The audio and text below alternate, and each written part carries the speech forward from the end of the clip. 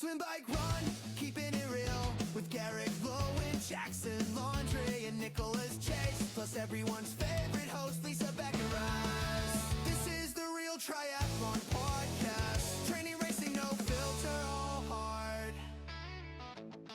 Welcome back to the Real Triathlon Podcast. It is the fastest hour in triathlon, here with the Triathlon Hour himself, Mr. Jack Kelly. Thank you, sir, for joining us.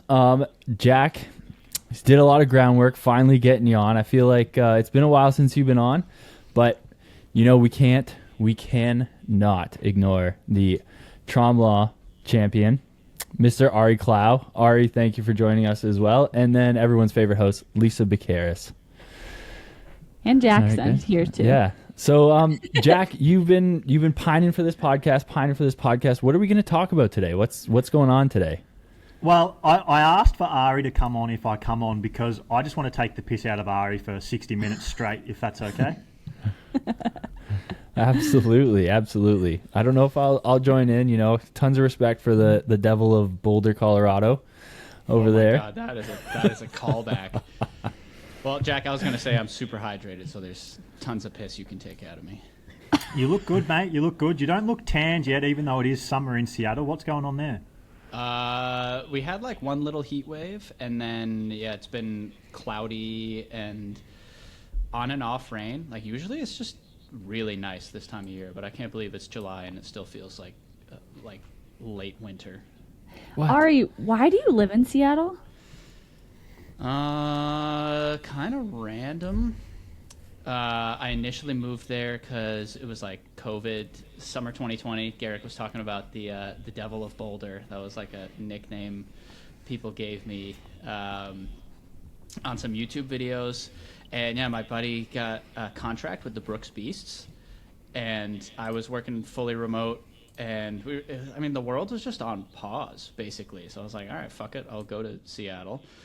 And so we moved there, and that's around when I started triathlon. Kind of went and trained with Lionel for a bit, trained in New Hampshire for a bit with Mark Dubrick and his coach. Back to Tucson to train with Lionel, and everybody was still in Seattle, and like a lot of my college teammates who didn't live there then moved to Seattle, and I was kind of at like a triathlon / life low point. So I was like, fuck it, I'll go back to Seattle. And then, I was there for, sleeping on my friend's floor for it was supposed to be 6 weeks. And then it turned into like a year and a half. And then I met my girlfriend and, I'm locked in here. So are you locked in because your girlfriend's job? At this point, yes. So the goal is win Chattanooga 2027. She quits her job. And then... I don't even necessarily know if I want to move, but be able to just go on, I don't know, more training camps, maybe the option to move. But yeah, that's kind of, she makes a lot more money than me. So, it'd be crazy if we went and moved to Andorra right now. Okay, wait, you just mentioned something I want to touch on. So, win Chattanooga 2027. What is the realistic, because it's not impossible. Anyone who can run 108 and faster can win the world championship. What has to happen from now till then? Obviously, we're assuming it's going to be mostly your swim. How much does that have to improve based off your... Like, do you think it's plausible, or is that kind of like just something you're saying?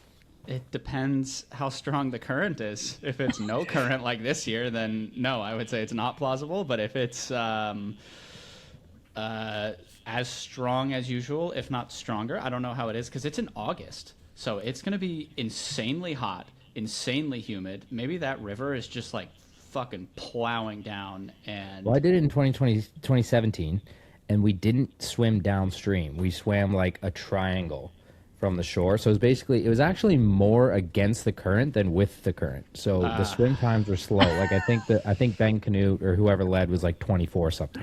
Shit. All right, that does not work in my favor. Yeah, in that case, I'm gonna have to get a lot better at swimming over the next 13 months. Yeah, in my head, I was like, oh, Downriver World Championship? That's crazy. I'll never have a better shot. We'll have to see will they, release the course. I wouldn't put it past Ironman to do a Downriver World Championship. I thought when you said Chattanooga 2027, I thought you were just referring to the one that usually happens in like May, which I think did is initially, a great, and then I was like, great wait a sec. goal. It didn't make sense. Because you one were that you second this almost year, won. right? Yeah. Yeah. You think that $7,500 means his missus can quit her like 150 grand a year tech job? Oh man. Okay, guys. Well, Garrick, are you going to start asking these questions? Yeah. First, I wanted to butt in though and say, if Ironman did do a downriver swim, that is like maintaining the theme of like triathlon in America. It's either downriver or canceled for the swim, and I think that would keep the spirit of American triathlon going. I agree. I've been told but- that they're not going to though, Garrick. I talked to someone last week who's in the know, and they're going to try and make it a fair swim. They're going to try and make it a bit of a hillier bike course. So I think it'll be pretty reminiscent of 2017 based on what I got told last week. Yeah, I would suspect that was an epic race. That was when Ben Canute went off the front and Gomez chased him down, right? Yeah, it was when Gomez like ran up behind him and like ducked in behind Ben Canute when he caught him, clicked lap on his garment, and then just sprinted. Like literally just sprinted past him at like probably like 2:35 per K pace, and in like 100 meters he put like 60 meters in Ben Canute. Yeah, those were the good old days. Good times. Yeah. All right. So let's, I guess the big kind of what we want to get. We're going to talk about training here because, who knows better of training than Ari Klau? That's what Jack was telling me. And but really, like Ari, I'm going to lean into your story here for a second because really, it's all on YouTube. You can go back to starting with the athlete special videos on YouTube into your own podcast. And like, or not podcasts, your own videos. You started off as this runner who went to Boulder, was chasing the dream. You got injured. You got a shitty bike. You started riding. You put a power meter on there. You had these ridiculous numbers, and everyone was like, is this legit? And then you got a kicker and kind of reinforced those numbers. And we're like, is this still legit? And then 10 years later, you win your first 70.3. So maybe we can lean into the training, and obviously Jack Kelly, you're coaching Ari as much as you don't really like to say it. Is that true? You are coaching him? Ari kind of coaches himself. I'm just there for some WhatsApp text support. Yeah. But I think a big staple in your training seems like Ari is that like high volume training. Would you say that's true? Depends who you ask. I think Jack would say it's not very high volume. I would say it's not very high volume. Christian Blumenfeld would say it's not very high volume. I think most people would categorize it as high volume, but I think if you polled like the top 50 to 100 professional triathletes, men and women, they'd say it's medium volume. I'd say it's very high intensity though. High intensity. Okay. So tell me then, Jack, Mr. Jack Kelly, I guess we got two Jacks on the podcast, but Mr. Jack Kelly, what would you consider would be high volume? Why isn't Ari training high volume? And what is your take on the high versus low volume? You could even get into maybe, let me know, do you think that low volume training is a sales tactic from coaches who are trying to say they got like the magic sauce or something like that they can train you with little work? I think, broadly speaking, we should just acknowledge that all triathlon training is probably high volume training, right? Like if you're a runner and you train high volume, what are you training? 10 to 15 hours a week? Like not many people in the world, in the running world, train more than 15 hours a week.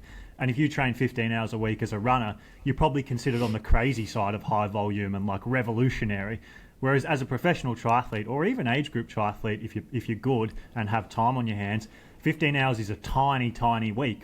So, I mean, it's all your perspective, right? And in triathlon, it's kind of become normal to talk about 30-hour training weeks like they are just a normal part of a high-volume training cycle. But I kind of don't see it like that. Like I still see 20 hours as a pretty high-volume training week. I see 25 hours as a pretty high-volume training week. I see 30 hours as like a pretty crazy high-volume training week. With Ari, we've only done 3 or 4 weeks this year that have approached 30 hours. We probably average somewhere in the low 20 hours. So for a professional triathlete, it's like medium volume with some high volume weeks. He also has some really low volume weeks in there as well. For the everyday endurance athlete, it's all bloody high volume. So it's all where you sit and what you're used to. And I don't know, we've got a bit of a twisted and warped reality as triathletes, don't we? Yeah, but it's all relative, right? I mean, in our sport, it's like saying a hockey player plays a lot of games, but they're only playing 76 out of 84, right? Or some guys are playing 50. It's the same idea. It's all relative, how much you're training relative to others. Like, this is our sport. We're not runners. We're definitely not swimmers, and we're not cyclists either, although cyclists do have quite high volume. Yeah, but I will say with sorry, Lisa. No, I was just going to say, I think a lot of professional cyclists, still the ones that I'm more aware of, are like kind of in that 20-ish hour a week of cycling. I don't think a ton are going that much higher. When I was in Andorra, I became mates with quite a few really high-level World Tour cyclists, and they're just like talking to me all the time about how crazy the hours that triathletes do are, and they consider 22 a really big week. They might push and do a few 30-hour weeks here and there, particularly if they're training for like a grand tour, but they really marvel at the volume that professional triathletes do. So yeah, triathletes, we are kind of and I say we, I probably shouldn't have myself in that category anymore, but triathletes, particularly professional triathletes, are the outliers of outliers when it comes to volume in sport in general, let alone endurance sport. Yeah, I mean, sorry, Jack, Snack. I didn't mean to cut you off there, but really, if you look back at the history of our sport, the original training plan was do all the running mileage, do all the swimming mileage, or all the bike mileage, and swim like a full-time swimmer. And we really kind of reined that back, and it seems like we're finally finding a bit of a homeostasis where we are now. Snack, you were going to say something? No, but I can. Yeah, I think this 30-hour week stuff, which is probably what got me injured before Oceanside. I think it's a pretty small. I think it's a pretty small group of people. The only person I've ever trained with, I mean, I don't go around training with that many people. The only person I ever trained with who did multiple consecutive over 30-hour weeks was Christian before Marbella last year, where he did that. I was there. All 3 weeks were well over 30 for sure hours, probably around close to 35. But that's the peak weeks leading into a world champs. I'm sure that's not his average volume. That's probably more than his average volume.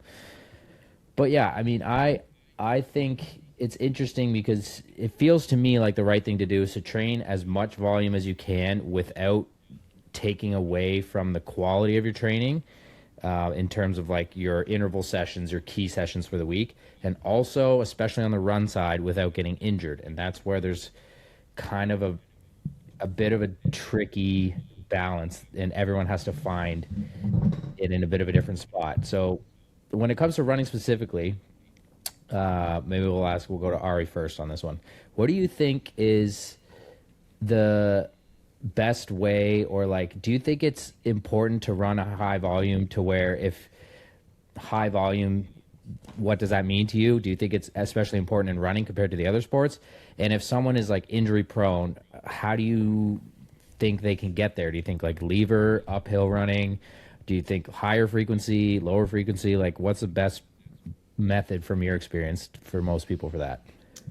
I have been very blessed to not be super injury prone. Like, basically every injury I've ever had, I can point to something I did in the week or weeks leading up to it that was like, yeah, that was really stupid, shouldn't have done that. There's never been like I was training well, and this was a little out of nowhere. So maybe I'm the wrong person to ask, because I feel a little bit invincible, like when it comes to running volume and intensity. Like, I do feel every once in a while there's a niggle, and I'll cut a workout. That happened a couple days ago, actually.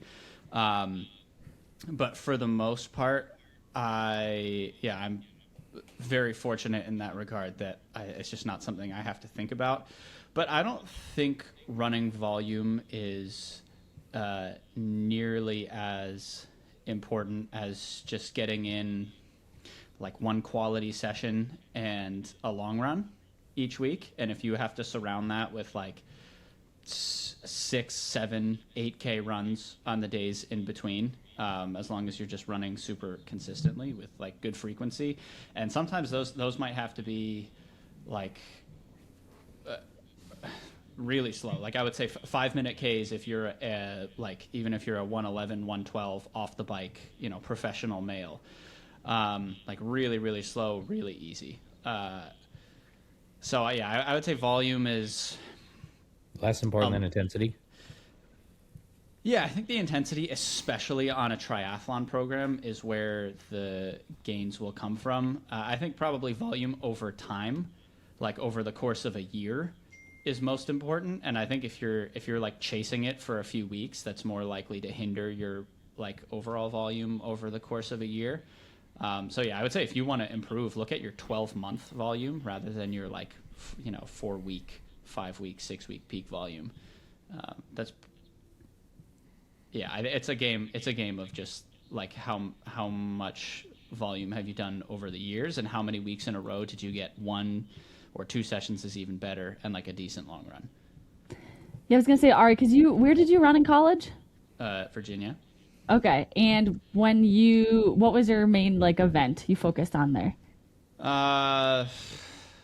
Like 5K, 3K, yeah, 3K, 5K, 10. I didn't run too many 10K. I never ran like a healthy 10K. It was always like 3K indoors, 5K outdoors, the occasional 15. And what was typically like your mileage range in college when you were healthy? When I was healthy, I did 3 years. I'd have to go back. I did 3 years where I think like including breaks and off weeks, I averaged like 75 miles a week, like 120 Ks a week. It was high volume. There was like a 20-week stretch where I averaged like 95 miles a week, I think. Something like that. It was high. It was a lot, and it was a lot of intensity too. I would describe it as a meat grinder program. It was the kind of program where it's like you come in as a high schooler, you're 18 years old, you've maybe been running like 40, 50 Ks a week, and coach says, all right, you're going to run 150 Ks a week, and there's no workout zones. You're just going to hang on to the top guys as long as you can, and then when you drop, and then you just try to finish the workout as best you can. And you'd have half the team get injured, and half of the team that stays healthy, half of those are just completely cooked. And then the 7 guys that survived and are fit, that's your cross-country team. And that's the team you bring to, conference and track. I would not describe it as like ideal training best practices. Yeah. And when you were in college, when you did get injured, did you have were they mostly overuse? Were they like bone stress injuries? Were they like strained Achilles, stuff like that? Yeah, it was a lot of Achilles and knee tendon injuries that were just like super frustrating. And I didn't really understand them how to deal with them or why they came about. But yeah, it was like Achilles multiple times. I think there was like a knee thing on 2 separate occasions. And a lot of it was injuries that were small. And then the coach basically says, you're a pussy if you don't do this workout, or you're like, why are you even on this team if you don't race the 5K at ACCs on this? And then you're out for a month. So yeah, there was one low grade. It was like a grade. What's the lowest? Is it grade 1 is the lowest? Like a stress reaction. Yeah, there was one in my like 4th or 5th metatarsal in my foot. That was, again, I said at the beginning, it's like every time I got injured, I could point to something stupid that I did, and that was some of the more stupid training I've ever done. But it's peer pressure. Yeah.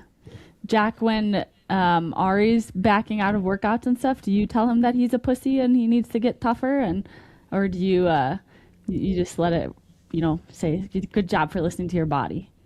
He doesn't really back out of workouts, Lisa. He's not a pussy. In private, I might tell people he is, but the reality of it is that he's like so far from that. He's actually super compliant when it comes to training, and if he's not being compliant to the program, then you kind of have to think about what's going on and like why, because there is going to be a reason. It's not just going to be because he woke up and decided, you know what, today I want to stay in bed, or today I'd rather sit on the couch and eat food with my dog than go and train. He's not that guy.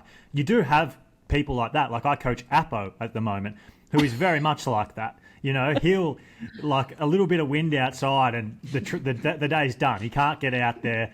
And so with him, you have to go, okay, he doesn't love his training in the same way an athlete like Ari does. And so you have to treat them completely different, right? When Ari comes to you and says like, oh, you know, I had to cut this workout short, or I'm not sure about this, you have to step back and go, okay, I need to pull this guy back even further than what he's going to pull himself back because something's seriously wrong. Whereas 99% of the time when Apo comes to you with the same thing, it's, okay, I have to motivate this guy. I have to give him a call. I have to give him a remember the Titans before the game style speech, make him motivated, make him inspired. So, I mean, this is the nuance in coaching, isn't it? You have two different athletes giving you the exact same prompts and you treat them completely differently based on your experience of working with them and what you know about them as athletes and people. Yeah. I like that. And then just a question, a follow-up question kind of to that. Ari, when you get your week of training and you look at it and you think like, oh, wow, there's, the volume seems really low, or this seems kind of just out of the norm, or I want to do a little bit more, I want to push. Do you guys have that conversation? You're like, hey, Jack, like, I feel like I should do more, or do you just trust it? There's less collaboration, you just kind of follow the plan and listen to your body and pull back when you need to, or are you kind of adding in training where you see fit? I would say I don't listen to my body, I just listen to Jack. It's a lot more trustworthy, foolproof of a way to get to good performance, and that's like not really a joke. Again, I said, like, I'm not too worried about injury for the most part. I did, like I mentioned, I cut a run workout a couple days ago, and that was because I had like I felt like my calf was a little bit strained. That's super rare, and that's me being like, okay, I've put in months and months and months of consistent running. I'm going to cut this a little bit short to not jeopardize it, and I feel like if I do more, I might like miss another workout. So that's rare. For the most part, I don't have much input on my training. It's just I kind of tell Jack how I'm feeling about things, how the sessions were going, how I'm like physically feeling, how I mentally got around the session. He puts the week in, and if it's low volume, it's fine. I kind of know that we're focusing on like trying to do a lot higher intensity that week, most likely, or resting. And if it's super high volume, I'm just like, okay, this is going to be like a week where I'm really tired, but that's the point of all of it. And I'm at this. I feel like I used to think about training a lot, you know, when I was introduced to the quote-unquote Norwegian method when I was training with Lionel, which we now know isn't really the Norwegian method, but, you know, lactate and lots of LT2. I was just always thinking about what's the best way for me to get myself from where I am now to the point where I want to be.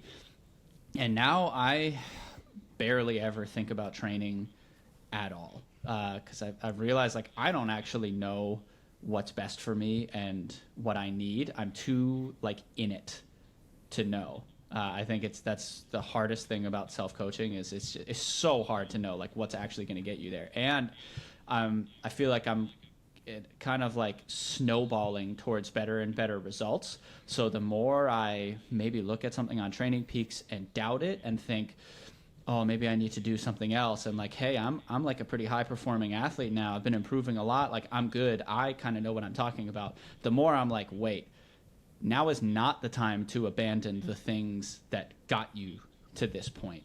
And I just trust the programming from Jack even more. So yeah, I basically, to answer the question, I almost do not think about the training anymore. I just kind of look at Training Peaks, and it changes all the time. It very, very often is different the morning of the sessions than it was the night before. So I make sure to always check it, and I just knock it out the best I can, like whatever the training is that day, and try not to think about it too much. That's actually really, Jack, that makes me impressed with you that you're so on top of the training on like what, or like, I guess when you're making these last minute changes, is it because you saw something the day before and you're like, ooh, I changed my mind. Like, I want to back off, or I want to push a little harder based on like his feedback? Yeah, I'm a bit unhealthily obsessed with programming, Lisa, is the honest truth. So, like, to answer your question, but also to talk about some things that Ari said, I think the best coaches in the world understand what their athlete needs more than the athlete does, because you can remove so much of the overthinking and negative self-talk or emotion or doubt or comparison to other people that the athlete is going to have going on in their own head. You can get rid of that, right? Whereas an athlete can really fixate on any of those individual things. An athlete can really fixate on what someone else is doing. An athlete can really fixate on what they're missing out on how tired they are, on how fresh they are, all these things that a coach doesn't necessarily have to get bogged down in and can be a little bit more objective.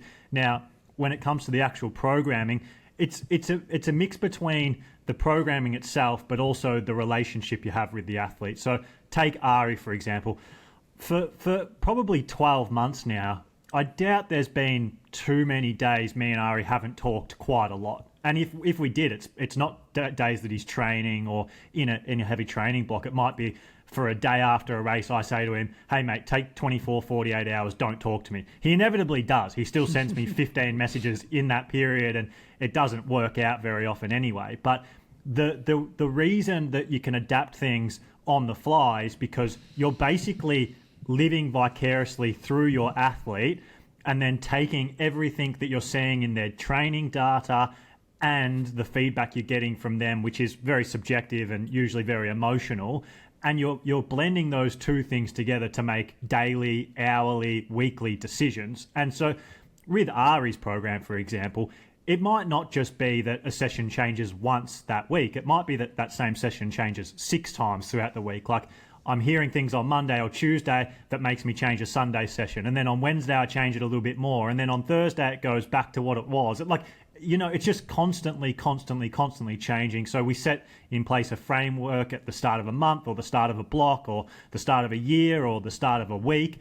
And then we just adjust it constantly as we go based on those factors. Yeah, like subjective feedback from Ari or my objective analysis of the data.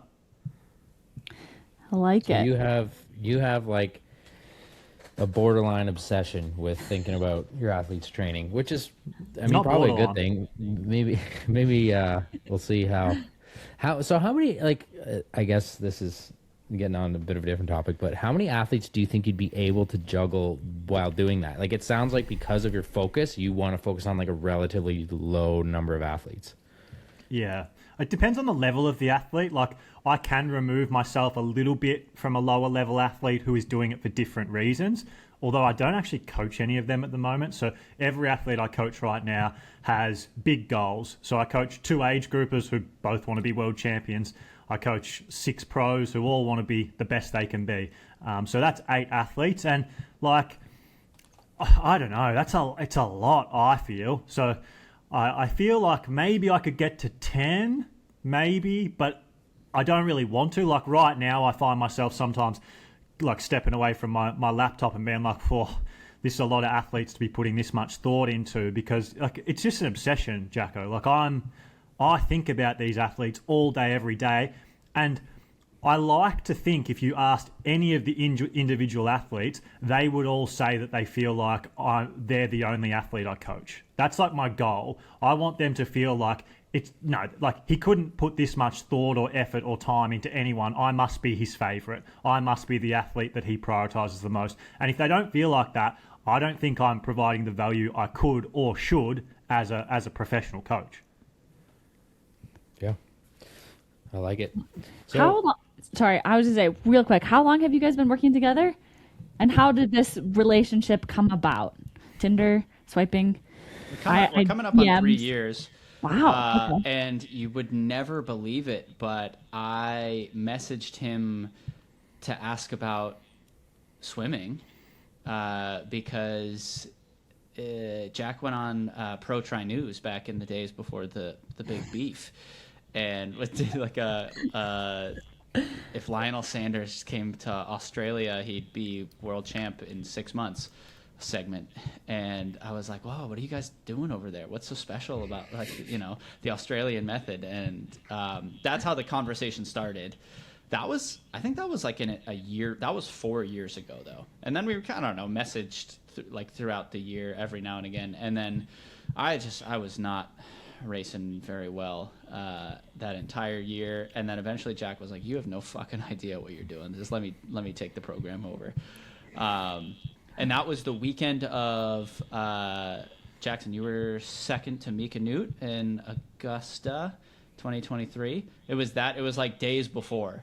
I was like tapering and just, messaging on Instagram, and Jack was like, just let me take over the program. And I was like, fine, which is a weird thing to do like right before a race. But that was September 2023 was the first run on the program, which was a 7K run at no faster than 5 minutes per K. That's the first session that was in my training peaks. He was testing your compliance. So Ari, how did that Australian method finish up? I feel like no one. I know this. It almost like the videos just disappeared and he went did 40K quiet. a week, and he swam his best swim ever at whatever the next race was. Is that right? Well, I didn't really get to do a race coming off it. I injured my rib like the exact same time as Lionel. Like very similar. I didn't get a stress fracture, but honestly, by the end of that camp, I was. You have to note, I barely ran or biked the last like 3.5 weeks of the camp when I was doing the highest volume. That was like 60K a week with the JR squad in Noosa. I think I ran once or twice and then did like a couple bike rides, but it was mostly swimming twice a day. As you'd expect, after 8 weeks of heavily prioritizing swimming exclusively in a 50-meter pool, swimming with a coach on deck, swimming with literally Olympic-level swimmers a couple lanes over, you're going to swim pretty good. And I would say still to this day, that's probably some of the best swimming I've ever done. I'm getting maybe towards that level again.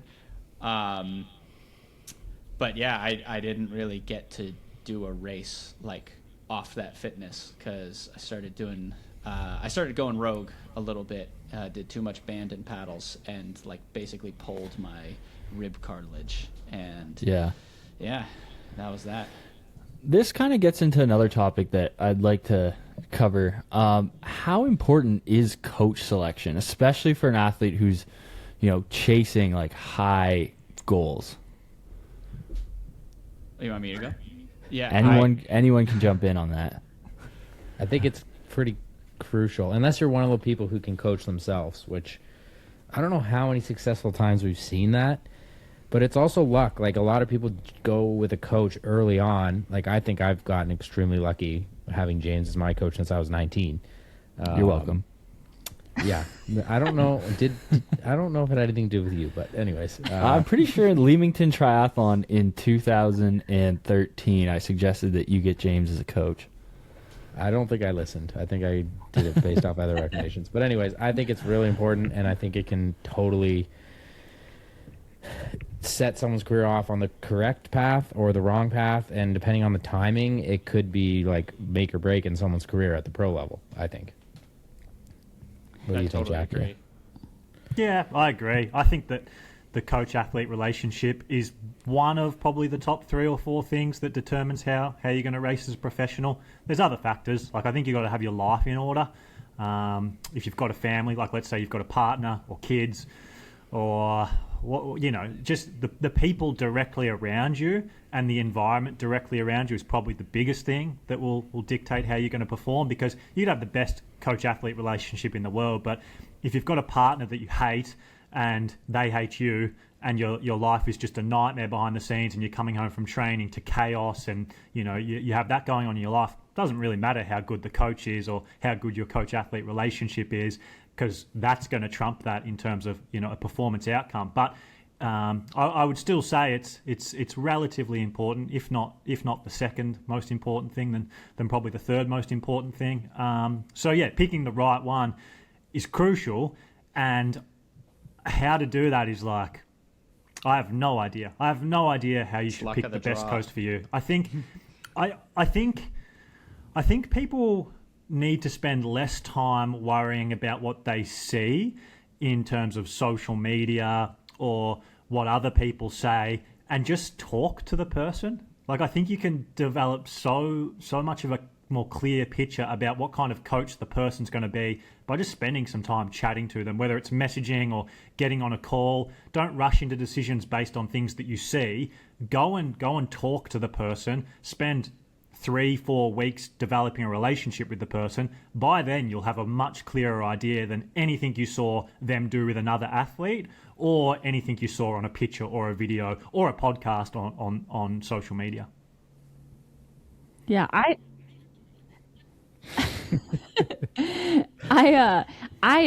also think that it takes a little bit of time. Like, Ari, I think most of your success has come in the past 2 years.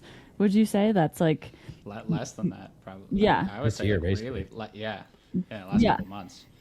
So I think it takes also time. Like, the longer if the coach-athlete relationship is working, and the longer you've been with that coach, the more you trust them, the more they know you. I think that's when you also start seeing like the more success. Which is hard because sometimes you might not know you're on the wrong path because you're like, oh, I'm going to give it a couple years, and then you're not on the right path. So it's tough too, because you want to see some progress like relatively soon, like I would say. But if it's not like, if you're not better in 4 weeks, obviously you can't say for sure if that's a coach, but it's tough. I mean, I think, what Jack said, you have to really know the person and do a lot of talking. But what would you say? Just on that, Jacko, I think it depends on where you're at in your career, right? So for sure. I worked with Penny Slater, and I saw someone who was ready to go. I identified this person, in my opinion, is doing the wrong things, but is ready to go. So if I make quick changes, I think this person can have results almost instantly. And we did that. She went from having like okay results, like she came 13th at Kona, and then the next race we did, which was the first race we did between that race and when we started working together, was Texas, where she came second to Kat Matthews, and it was one of the closest races someone pushed Kat that year. Whereas with Ari, it was literally the complete opposite. I saw someone who needed to go so far backwards to go forward. So like we had open discussions with him that like, you're not going to get better. I'm actually going to make you worse straight away. But if you give me 2-3 years, I'll get you into a position I believe that will be better. And it has kind of worked out exactly like that. So having a coach who can tell you where they see you at right now, and then kind of outline where they think they need to go to get you to where you both want to get you, is a really valuable thing. So like, kind of treat it like a job interview. Where do you see me at right now? How do you see me? And what are you going to do to get me to where you think I can go? And if your coach doesn't have something really insightful and clear, then they haven't put enough thought into you yet. You shouldn't be with them. They should have put like a lot of thought into those things. And if they can't answer that, it means they haven't, which means they want to work with you, but they really aren't kind of committed to it yet, or even thinking about it. They either want to work with you because they think you're good, or they like you, or they want your money, but not because they're invested yet, and not because they've chucked a heap of thought into it. Yeah. That's, coach selection. 2 more people, guys. If you want Jack Kelly to coach you, he can take 2 more. You heard him say it. Okay, I wanted to jump into some intensity or some like workout specific stuff with you guys, because I think there's a lot of different ideas out there, especially about swim training. I know some people say you got to swim hard every single day. Some people say volume. I'm the king of swim training. And this is also probably the most variable one, so it's going to be hard to just say like what the best is. But for like the average pro triathlete, so I don't know, take a mid-pack pro male or female who's like maybe a mid-ish swimmer who's trying to get better. What is like the right number of hard swim sessions a week? How much should you be swimming? And how freaking important is actually drills? Because I've heard every opinion on this. I have my own opinions on this. And technique and drills, I guess, can be interchanged, because you can also work on your technique without doing drills. What do you guys think about that? And I know, Jack, you've mentioned you've got to have like a coach on deck. How important is that for a pro swimmer to get better? You want me to go first, Ari, or you want to provide your expertise here? I mean, I have absolutely nothing backing up anything I say. Okay, let's go to Jack then. What I will say though first is, look, my pool swimming has been consistently improving since I would say January. For what are we now? July. So for the last 6 months, I have consistently actually been improving in the pool for the first time in years. I was just like stagnate, progress, regress cycle for literal years. And there's a lot of different reasons for that. And I think Jack will say, and has said before, remote swim coaching is very, very difficult to do. So it's not like it's a coaching issue. It's mainly a personal issue, an environment issue, probably more than anything. But I think my swimming has been improving, at least in the pool. I will very soon show it in open water. It's just mental issues holding me back right now. Is a combo of just getting the volume up really high and technique. Probably those are the two main things that would correlate to the improvement. I kind of look at swimming more like I look at skill-based sports. So I played tennis growing up, and the idea that a remote tennis coach could make a tennis player better is like completely ridiculous. It couldn't happen. The only way you could get better as a tennis player is by having people that you work with who are there, actually there next to you. And I see swimming the exact same. I think it's so difficult to get substantial improvement in your swimming if all you're doing is going to a pool by yourself and following a program that's written for you on Training Peaks. You might improve just by virtue of the fact that you're doing the thing every day for 2 years kind of thing. Like, you're going to get better, just like you're going to get better at tennis if you go and stand 5 meters away from a wall and just hit a ball against a wall for an hour a day, most days for 2 years. But are you ever going to get to the level of someone who grew up getting coached in tennis for the first 15 years of their life? No, you're not going to get remotely close to them. And that's exactly what swimming is with triathlon. So I think the closer you can get to approaching improving in swimming, like you would if you wanted to improve in golf or tennis or soccer or skill-based sports, heavily skill-based sports like that, the closer you'll get to your end goal. And how would you improve at golf as an adult onset golfer? Well, you'd go to the driving range, you'd play very often, you'd surround yourself with friends who are also playing and trying to improve, preferably with people who are better than you, and you would ask them for advice. Hey, what do you see in my swing? What should I change? What should I try? They give you a cue that day, you try that cue, you maybe try that cue for a week, then you do another one, you maybe invest in some golf lessons, maybe you do a golf lesson a week for a year, things like that. Start thinking about your swimming like that, and stop thinking about it so much as a fitness pursuit. Because as triathletes, we have this thing where we have 3 sports. And because the bike and run are such heavily fitness-based pursuits, we go, well, the swim's the same. So I've just got to program my swim and think about my swim the same way I think about my bike and run.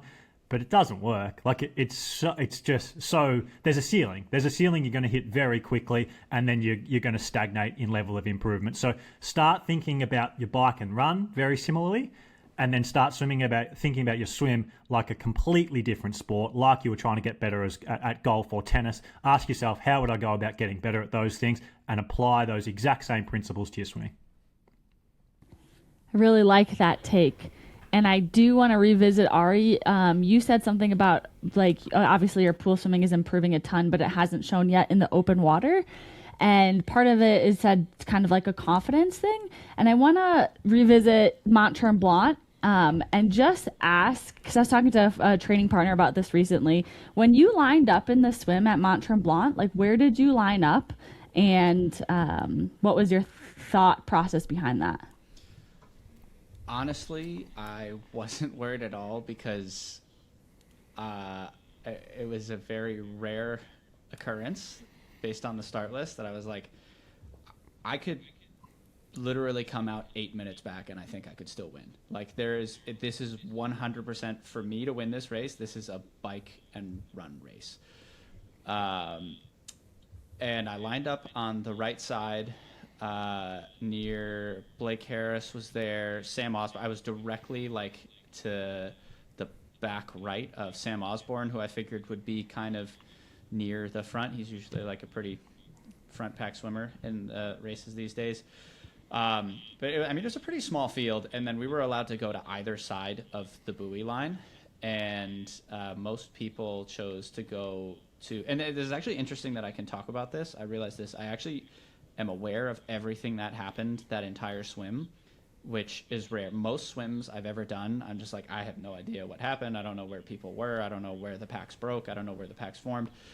So I'm getting better at that aspect. But yeah, I stayed to the right side of the buoys when kind of everybody else went left. And then I went over to the left, and I was on the back of the group. And then 2 guys ahead of me is where the split happened. And I'm just not. And then like I was in that group, and it was actually like a super easy swim, which I knew. I was like, okay, if I'm swimming easy, this is bad. We're losing a lot of time, but it's fine. And then 2 guys ahead was like the main group.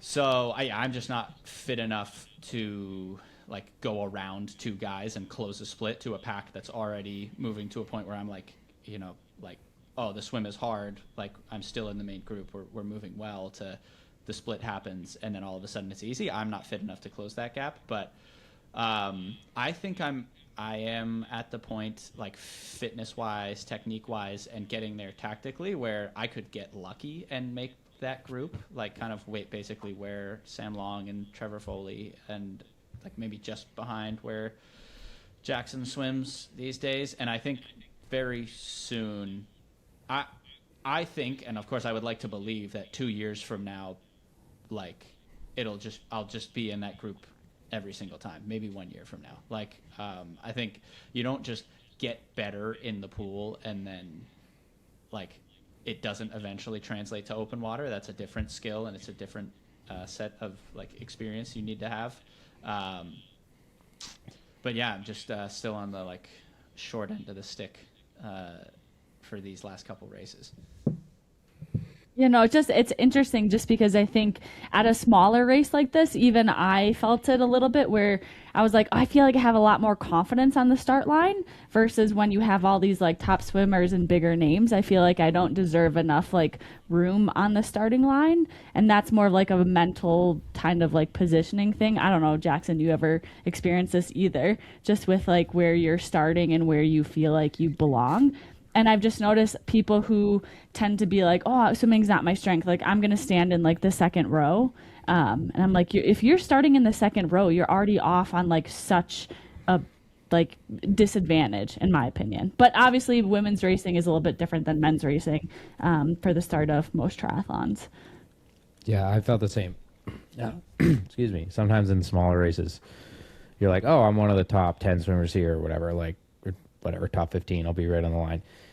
I always start on that line, but in like the pro series, you're thinking, okay, now I know I'm probably like the 20th, 25th, maybe 30th best swimmer here. So it's even that much. But like you said, it's even more important to be on that towing the line. I don't know how many times I've seen like slower swimmers.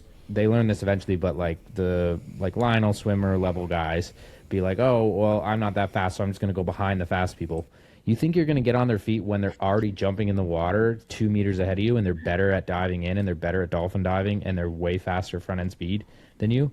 You have no hope. Like, you have to start in line, and then as they get ahead of you, you slot in. And obviously, I mean, I'm not telling Ari this as if he doesn't know it. I'm just saying you learn that by one time trying to start right behind a fast guy, and it never works. And then you kind of move from there. But yeah, at World Champs especially, like you guys saw how bad I swam at World Champs. That was crazy. That was probably the best 70.3 field for swimming specifically that ever has assembled. Like, I legit felt like I swam okay. I didn't swim okay, but I was like a bottom 5 swimmer in that race. And even on a good day, I would have been like a bottom 10 swimmer in that race. It was insane. So like, you even have to have that extra level of intensity, the better it is. Yeah. I feel like just I a lot think- of it is like confidence on the start line too. Yeah, like to- I to deserve add to to pick that, up though, space. To add to that though is like you have to make your own space in the water. You got to hold guys up, like let them go around you, let them swim their race. But when you're in the water, like it's all on you. Let them go around you. Hold your space. You want to get on someone's feet, push someone else off their feet. You know, like you're allowed to do that. It's on you. If you want to be there, you got to make your own space. You got to push people around. Let them, because everyone is half scared of taking contact in the water. And if you're not afraid, that gives you such an advantage, especially going around buoys. Like how many times have you probably thought like, I'm going to go kind of wide around this buoy because there's a lot of people there. But if you just take the inside line on the buoy, no one's there because everyone's thinking, oh, it's going to be crowded around there. It's going to be crowded around there. Just swim through it. Just go around. It's going to be faster. I guarantee you. And if you're the one really good at this. initiating contact, you're almost 9 times out of 10, you're going to win. Unless it's like Jan Frodeno or something, but you're probably going to win that space. Yeah. It's like a street fight, Garrick. Never, ever wait to get punched. Always punch someone first. That's what swimming Exactly, is, particularly yeah. open water swimming. Yeah. It's where Ari struggles, Garrick. So I'm sitting there thinking, like, Ari's going to be listening to this thinking, yeah, this is me. Because he's a bit scared in the water. And he also wouldn't throw the first punch in a street fight. So correlation there, I think, between good open water swimmers and psychos who would punch people on the street. Alistair Brownlee, technically, I don't know, okay swimmer, not pretty. But if you piss Alistair Brownlee off on a night out, he'll punch you. He'd also do it in the open water. Makes sense. Yeah. I'm not saying punch people, but I get like the analogy is perfect, you know? Yeah. But you don't have to play dirty. You don't have to pull at ankles and stuff like that. I'm just saying own your space.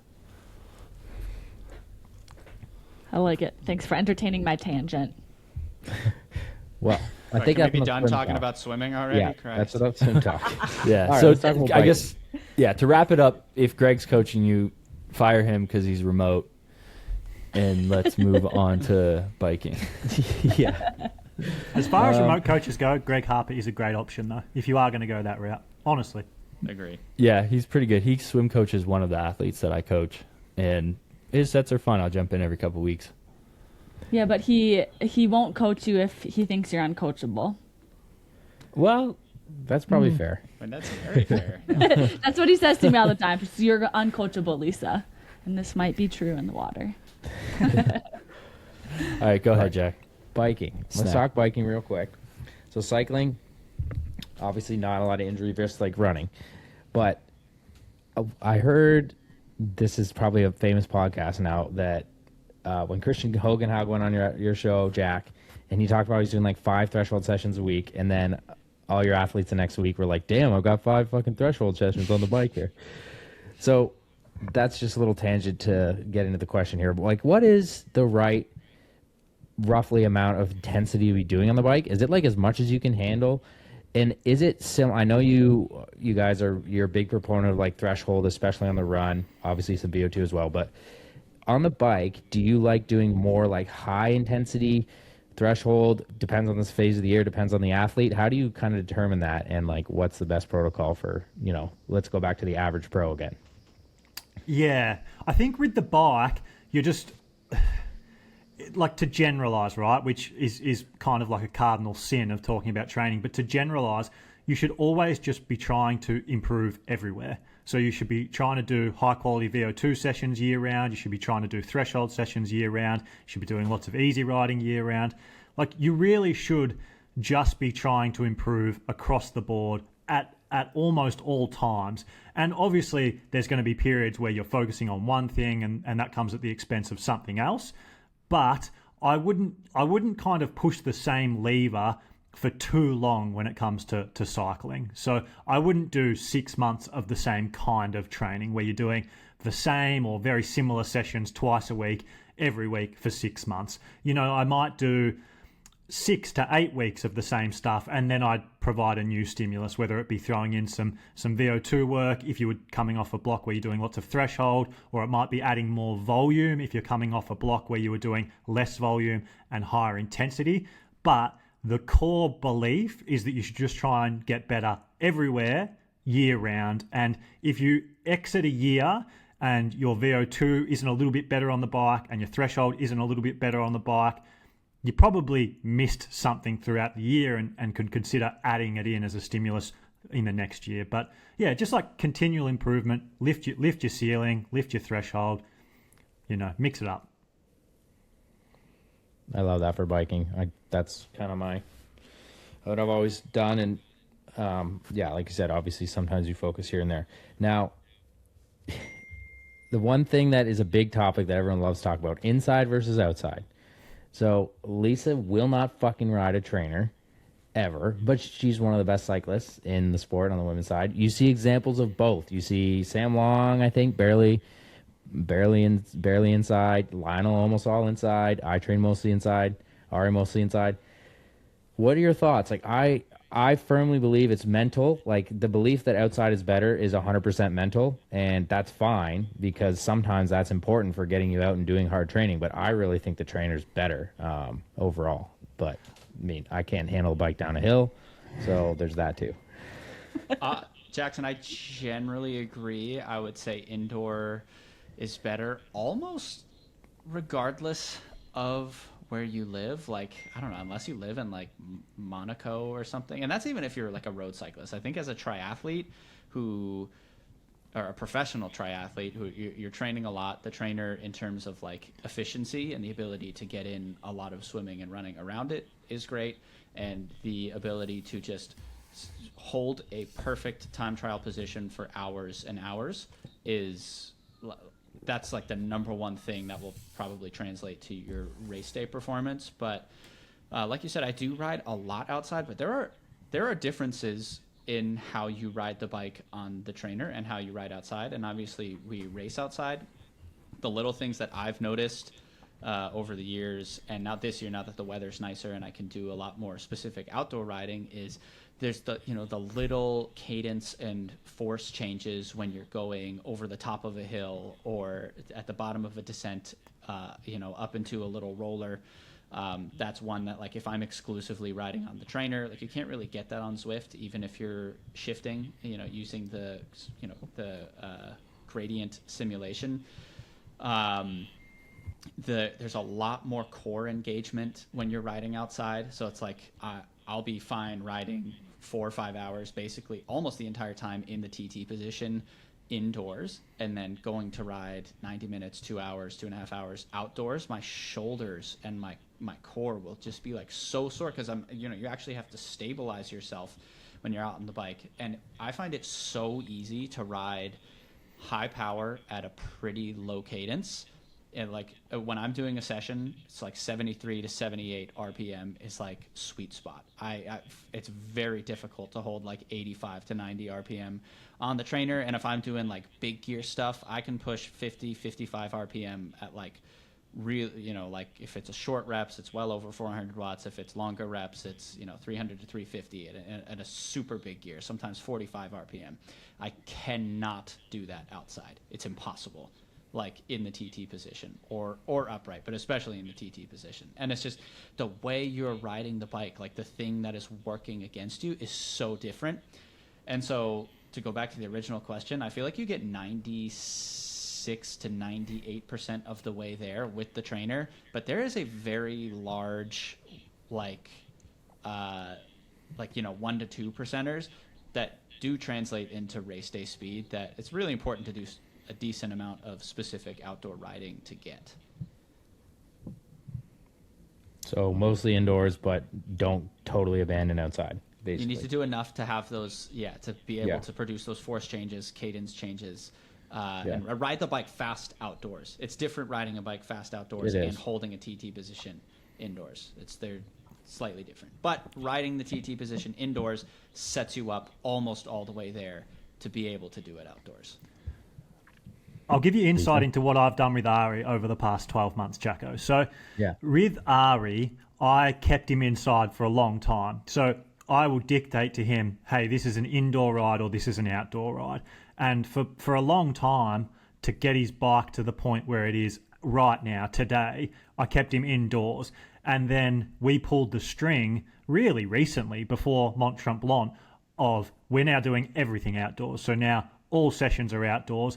because the thing, like he was just at a foundational point where he now needed to get better at riding outside. He had all of the physiological benefit that I believe you get from riding indoors, particularly riding in the TT position in sessions indoors, that all he needed to kind of take his bike to the next level was to get outside.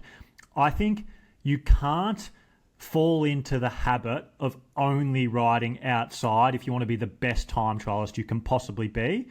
You have to go and ride indoors, and you have to force yourself through those really shitty, crap feeling sessions where you're in the TT position and all you want to do is break the TT position. All you want to do is sit up. All you want to do is go outside.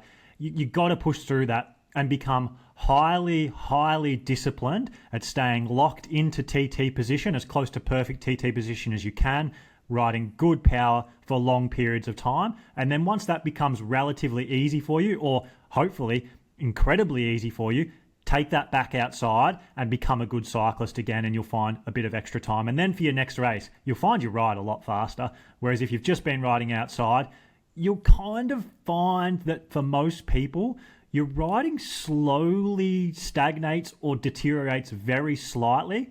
And if you are noticing that, get indoors for a bit. Lisa, I want to hear your thoughts on this. Well, I think we've talked about this before where you're like, Jackson, you said, like, Lisa, if you could do one hard TT ride inside a week, I think that would benefit you so much. And I think potentially physiologically it could, but I think potentially mentally I wouldn't stay in the sport because I hate it Once that a week. much. You can't Once do a a week? 2-hour session threshold work a week. No, no, I have to go outside. All right. But Only what if you were Yale making more force- money because now you're fitter, so you'd be racing more, racing better? We also had Then this I'd keep you in the conversation before where if you were given the option to like win Kona or finish second in Kona, and to win Kona, that meant all your training was inside, your swim, your bike, your run, everything you did was inside, but you would win Kona.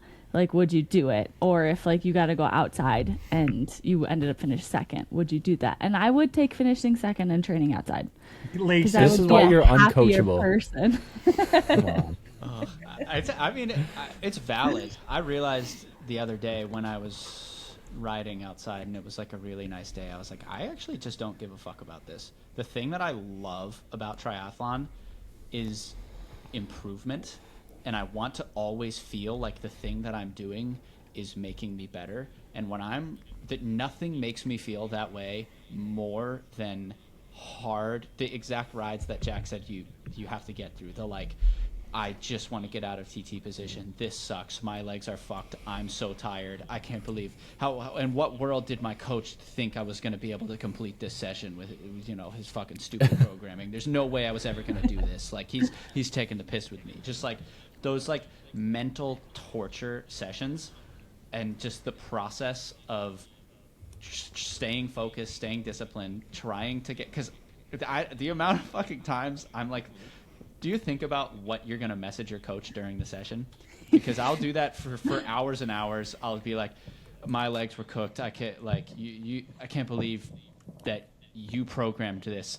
I was never going to be able to do this. And then by the end of the session, I've never messaged anything like that, because it's like you get angry, and because it's really hard and you have to work through it. Those are my favorite types of sessions, and I kind of find now that I'm in this outdoor block, I've been thinking of like, I feel like I just need another like month or 2 months straight indoors on the trainer, because I feel like that's what like got me to this point. I feel like I improved so much.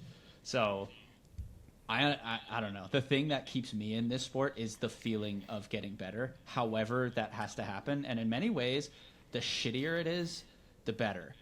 Because I start thinking about how many other people I know would have binned the session by the point that I'm at. And I'm like, okay, if I get a little bit more, that's like a couple more people that I know would have given up. And, I'm trying to like almost out-train everybody. Like, I'm always thinking about Jonas Schomburg or Christian Blumenfeld. And I'm like, at what point would they quit the session? Like, can I get there? Can I get past there? Is there a session I can, or like a place I can get to that, like, they would just never go in their training? And I assume the answer is no. And that's kind of what keeps me, like, striving forward. But yeah, long-winded answer is like the shittier the training, the better, honestly. Yeah. I think one thing that people who do love outdoor ridings could do to make the session really shitty is get a really windy day where it's like crazy wind from the south and you just ride north for 2 hours and then you have to make it home in the headwind, the 20-mile-per-hour plus headwind for the 3 hours, and that's going to make you That's really probably about mentally similar to riding on the train or riding into a headwind in some ways. But Lisa, did you do Dallas, or you were out for No. Mont-Tremblant was your I first didn't. race this year. Yeah. Yeah. I didn't do Dallas that. was crazy. That is my lowest power of the year, and I rode the third fastest bike split. It's the windiest. And that was when I was like, oh man, riding almost exclusively TT position on the trainer is doing something great for my time trialing, because we had expectations going into that race of like, all right, let's push 330, 335, 340 watts and like try to have one of the fastest bike splits. And I was looking at my power all race being like, oh my God, like I'm not riding. This is like extremely low. I haven't pushed this low in a race all year, but I was like in third. It was this time trial start or like whatever, a shortened swim. But nobody was like, I had been past the main group. Nobody was catching back up to me. And I knew I was kind of riding well, but I was riding such low power. And that's the first time that happened that I was like, okay, I'm actually like time trialing well, not just riding high power. And it was, the reason I said that is because it was so fucking windy. It's insane. It's like everyone talks about like, oh, it was the windiest, like when it was a little bit windy outside. I actually almost got blown off my bike twice. And I think everybody else in the race had a similar experience. Some people did get blown off, I think. Yeah, like I don't think really. I wonder how many people in that race have ridden in windier conditions, because I've never been close. It was crazy. Yeah. I think that just goes to show too, like how strong you are right now, and how much fitness you have too. Oh, Yeah, you're on the up and up, Ari. This isn't taking the piss. This is quite the opposite. I know Jack said he was going to take the piss, and he's just building Ari It's going to up. be impossible. I've already acknowledged it's pretty much going to be impossible for me to beat you at Boise. I haven't been running long enough, so you can have that one.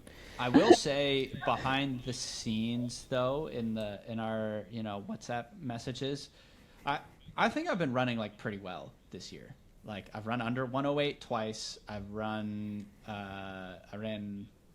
still under 109 at Tremblant, and Jack messaged me and was like, "I'm fucking embarrassed that you're running this year.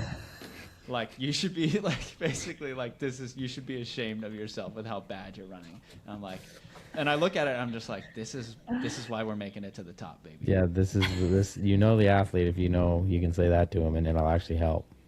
If you guys could see the training Ari does, and it's not bullshit training, like trust me, I've investigated these GPS friendly areas. I know how they relate to kind of like places that I run in and things like that. This guy should be on the precipice of a low 106 off the bike, and he's not there yet. So I hate when people aren't delivering their training performances into racing, because it says we're doing something wrong. And we are doing something wrong because we're not quite getting what Ari should be getting out of himself on race day on the run yet, despite him probably being a top 3 runner in the sport. But if you don't have high standards, you'll never become the best in the world. And we try to like kind of build a culture of extremely high standards, maybe impossibly high standards. I would say impossibly high. Yeah, usually fail. Yeah, but also Lisa, can I talk to you for a bit here? So this outdoor riding thing, I see you as someone who is one of the better riders in women's Ironman racing. I was a little disappointed in your ride in Mont-Tremblant. I know it hasn't been the easiest year, but do you think that the way you're framing things when it comes to your bike could be changed? Like, do you just think that because we all tell ourselves stories, right? We all have narratives in our head that become our reality. And so I believe that whatever we enjoy as people is really just the narrative we have in our own head, and we have the power to change that. So we can find enjoyment anywhere if we choose to find enjoyment anywhere, or motivation or inspiration or whatever it is. Do you think that when it comes to your bike, maybe you could change how you're thinking about it to find joy in other things other than just like, I enjoy being outside, I enjoy this. Don't you think you could just tell yourself stories and change your narrative that might lead to you enjoying other things in your cycling that could benefit your performance? And then you could have the best of both worlds, to use that Kona analogy. Maybe you could find the ultimate joy in what you need to do to become the best and then go and win Kona. This is why he's the best coach in the world. Don't psychoanalyze me. No, I think that's a great point, and I do think that you can also. I mean, I'm someone who I think can get excited about a lot of things that are pretty nuanced. So I think I could get excited if I like built it up enough in my head to be like, oh, you're going to guarantee me that riding inside on all my threshold workouts or all my VO2 workouts is going to make me a 5% better triathlete. I think I could get my head around that, but but because right now I don't believe it. Like, and because I don't believe it, I can't get excited about it. Yeah. I don't know who your coach is, Lisa, but if I was to speak to them, if they were to come to me and say, hey, can I get a bit of a consultation here, throw some ideas around with you? How do I get the best out of Lisa? My snap judgment on that is, well, if I zoom out and look at Lisa as a triathlete, she's never going to get the best out of herself if she's not a strong cyclist. The bike has to be her strength, or in my opinion, she's never going to get to where she could. And I would ask him or her, okay, what is it that we need to change here? Is it the programming or is it the conversations you're having with her? And from what I'm hearing from you, you just need someone in your corner who isn't really worrying about the nuts and bolts of the programming that much, but instead is spending long periods of time changing the way you think about your cycling and almost manipulating you into loving different things in your cycling training, so that in 6 months' time, you're like, wow, I'm just obsessed with getting better on the bike and I've got to get the best out of myself, and that's what I'm really loving and passionate about right now. So yeah, go and tell your coach to start doing that with you, and I guarantee you will just change what you enjoy, because our brains are just so fallible to like what we tell them. What we tell ourselves and the talk in our own head just always becomes our reality. So if you want to enjoy something, just tell yourself you enjoy it. Tell yourself you need it. Tell yourself you're motivated by it, and tell yourself you don't enjoy the thing that currently you're telling yourself you enjoy. And just watch how easy it is to change what you genuinely believe you innately enjoy, because we don't actually like innately enjoy many things. We just tell ourselves we do. Yeah, that's a good point. I'll tell Matt, Coach Matt. Shout out, Matt. Don't be harder on you. No, he's like, he knows the pulse. He's like, Lisa just has to have fun. If we can get to the start line and Lisa's having fun, she's going to have a good race. That's the philosophy. Professional triathlon training. Yeah, it's not fun. It's fun getting like if it's fun, you're not training hard enough. Fun is part of the longevity. I'm a big believer in that. Yeah. I look, Lisa, you're 100% right. It's not, you cannot have an athlete miserable. You can't.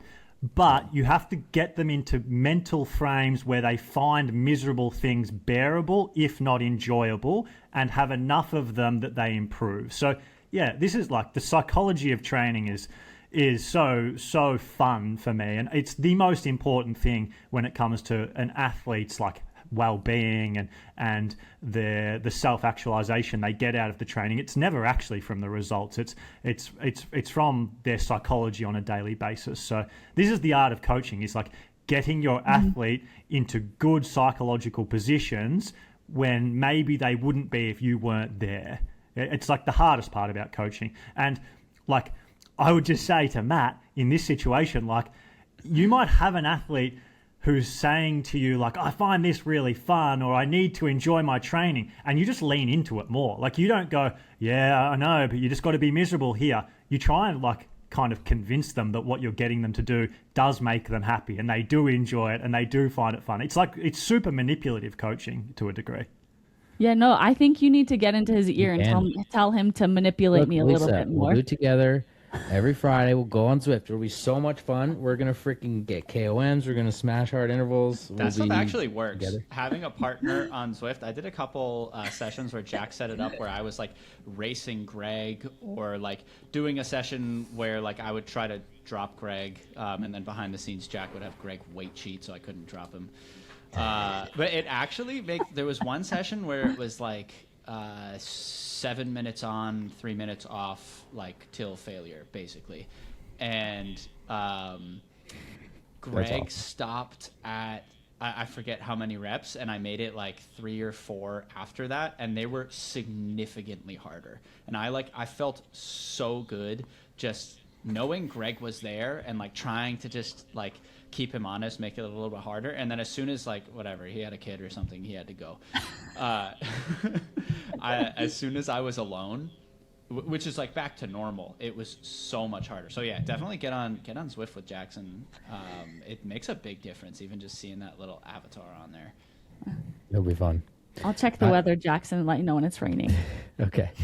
All right, I had a bunch of these, but let's just do one of these random scenarios. I got this kind of theme of this idea from Jack's questions he sent in last week, but I did a different one here. So you got an athlete. They're swimming 8 hours per week.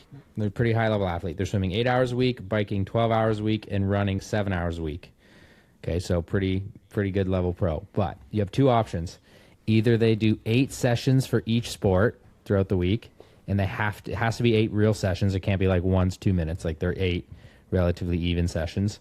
Or they only get 3 for each sport for the week. Which one do you think would be better for performance? We'll go to Jack first.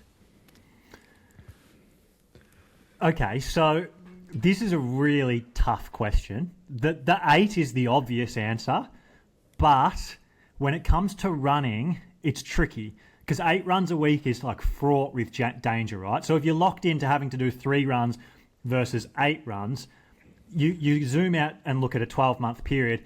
If this athlete is forced to do 8 runs a week in, week out for a whole year, most people are probably going to get injured. So that becomes like probably the sticking point where maybe 3 is better. Neither are best, right? That's the answer. Because 7 hours, right? It's 7 hours of running, yeah. So that'd be over 2 hours of run if you're doing 3 a week, which isn't too crazy if you're a relatively high mileage runner. Jack, I feel like you could do 3 or 4 of those runs as like pretty easy 5K runs. Shakeouts. Yeah, like kind of supplementing, like a swim warm-up type thing, even though, you're doing 8 swims. That's crazy. I'm going with, personally, if I'm coaching myself in this scenario, I'm going 9 sessions in a week, right? It's 8 sessions, yeah. Or, no, like 3 of each. Yeah, really? I agree with you. Those are almost 3-hour swims, though. Those are like 25 it's 8 hours. 2 hours. 8 hours of swimming a week. If you think about it like 40 minutes? With my golf analogy, you can spend 3 hours at a driving range and do really low volume of balls hit. You can do that in the pool. This is that mentality I talked about where treat cycling and running the same. I did have it written as 25K though, so it's not like just you got to be moving. He just changed it from 25K. Oh, so that makes 8K swims. Yeah. I don't like either, Jacko. That's why it's a good question. We didn't like the question where you asked if we like want to put on like 30 pounds.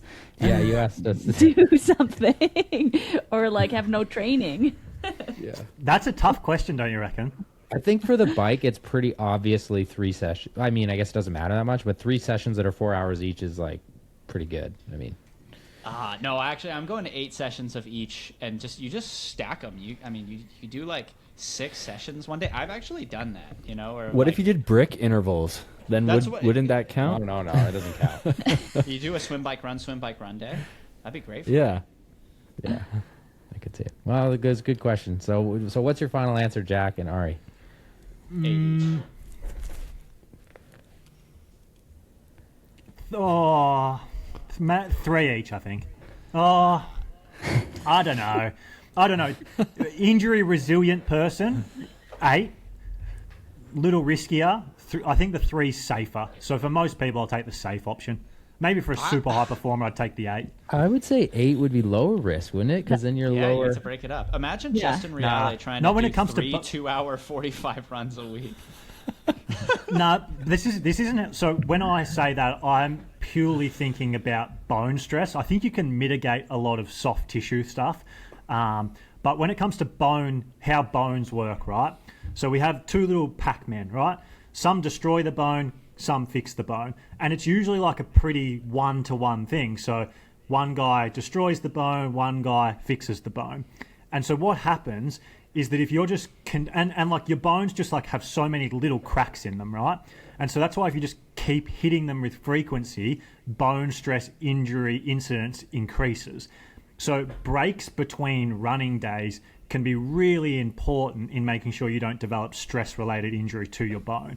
So like with our programs, Ari's one of the best runners in the sport, right? We can all agree that. He doesn't ever really run more than 5 times a week because we implement days off running so that he can give his bones time to heal, okay? Yeah. And when it comes to 8 runs a week, even if they're lower duration, even if they're lower intensity, you're not giving your bones healing time that they need, and then the cracks develop, and those little guys that destroy the bone outnumber the guys who don't, and it's just how you develop bone stress injury. So if you're someone who has bone stress injury as a runner, then you need to look at really 3 things: your food, your sleep, and your run frequency, and then get into your volume and your heavy changes and your intensity. But people always go, oh, I did an intensity session, or oh, I upped my volume that week, and they think that that's the thing. While it might have been a contributing factor, usually it's your food, your frequency, or your sleep are like the main 3. They're like the 3 pillars of what lead to bone stress injury. So that's why the 8 scares me a bit for most people. That was good. Good lesson, Lisa. Take down notes. You definitely had the odd injury, although not that many well. No, I haven't had I'm not counting this foot thing because I'm not convinced it was a bone injury. I think it was a other thing going on, but I don't really knock on wood. You didn't get a scan, Lisa? I got 2 scans. And they didn't see anything? No, one showed like a very low grade stress reaction in the head of my second metatarsal, but I think that could have been a incidental finding because the pain and it very much sure like if it shows it I probably have edema in my bone, but I think it was more of like a intermetatarsal bursitis / neuroma thing that was like the main driver because I don't run enough to get bone stress injuries. Jack, did you ever figure out what yours was? Was it bone or it just?